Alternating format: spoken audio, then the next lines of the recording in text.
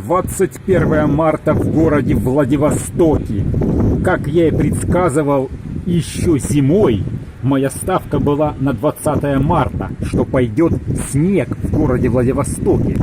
Так как я думал, что всю зиму снег не шел, я думаю, ему зимы было мало, поэтому я думаю, назло пойдет 20 марта. Точно, он пошел 21 марта, а вы уже свои колесики-то поменяли на летние. Ха-ха-ха-ха!